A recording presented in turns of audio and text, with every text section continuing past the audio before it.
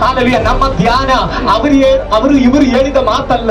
ನಮ್ಮ ಧ್ಯಾನ ಕಳೆದ ವರ್ಷ ನಡೆದಂತ ವಿಷಯವಲ್ಲ. ನಮ್ಮ ಧ್ಯಾನ ಕಳೆದ ವರ್ಷ ನೋಡಿದಂತ ಫಿಲಮ್ ಅಲ್ಲ. ನಮ್ಮ ಧ್ಯಾನ ಅವರಿವರು ನಮಗೆ ಮಾಡಿದಂತ ವಿಷಯಗಳಲ್ಲ.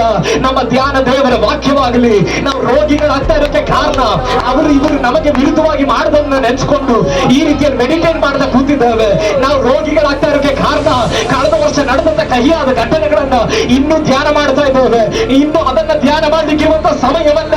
ಕರ್ತನ ಬರುವಿಕೆ ಸಮೀಪವಾಯಿತು. ದೇವರ ವಾಕ್ಯವನ್ನ ಧ್ಯಾನಿಸೋಣ.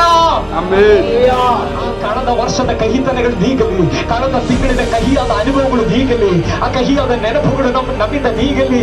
ಒಳ್ಳೆ ನೆನಪು ನಿಮ್ಮೊಳಗಡೆ ವ್ಯಾಪರಿಸಲಿ. ಕೆಟ್ಟತನಕ್ಕೆ ಸೋತು ಹೋಗಿದೆ. ಒಳ್ಳೆತನದಿಂದ ಕೆಟ್ಟತನವನ್ನು ಸೋಲಿಸಿರಿ. ಒಳ್ಳೆತನ ಯಾವುದು? ದೇವರ ವಾಕ್ಯವೇ ಒಳ್ಳೆಯದು. ಅದರಿಂದ ಇನ್ನುಳಿದದನ್ನೆಲ್ಲ ಸೋಲಿಸಿರಿ. ಎಷ್ಟು ಅದಕ್ಕೆ ಮನಸ್ಸುಳ್ಳವರಾಗಿದ್ದೇವೆ. ದೇವರ ವಾಕ್ಯವನ್ನ ಧ್ಯಾನಿಸುತ್ತಾ ಇನ್ನುಳಿದ ಎಲ್ಲವನ್ನ ಸೋಲಿಸಿರಿ. ರೋಗವನ್ನ ಸೋಲಿಸಿರಿ. ಹಾಲೆಲೂಯ. ದೇವರ ವಾಕ್ಯವನ್ನ ಧ್ಯಾನಿಸಲಿಕ್ಕೆ ಪ್ರಾರಂಭಿಸುವಾಗ ನಿಮ್ಮ ರೋಗಗಳು ಸೋತು ಹೋಗುತ್ತವೆ. ಹಾಲೆಲೂಯ. ನಿಮ್ಮ ಸಾಲಗಳು ಸೋತು ಹೋಗುತ್ತವೆ. ನಿಮ್ಮ ಕೊರತೆಗಳು ಸೋತು ಹೋಗುತ್ತವೆ. ಯೇಸುವಿನ ಅಧಿಕಾರಗಳ ನಾಮದಲ್ಲಿ ಹಗಲುಗಳಲ್ಲಿ ಅಸಾಧಾರಣವಾದ ರೋಗ ಸೌಖ್ಯಗಳು ನಡೆಯಲಿ. ಕೊರತೆಗಳು ನೀಗಲಿ. ಶೂನ್ಯತೆಗಳು ನೀಗಲಿ. ಸಾಲದ ಭಾರಗಳು ನೀಗಲಿ.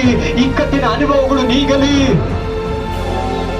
ಒಂದು ಅಸಾಧಾರಣವಾದ ಸ್ವತಂತ್ರತೆ ಇಲ್ಲಿರುವಂತ ಪ್ರತಿಯೊಬ್ಬರ ಮೇಲೆ ಯೇಸುವಿನ ನಾಮದಲ್ಲಿ ವ್ಯಾಪರಿಸಲಿ.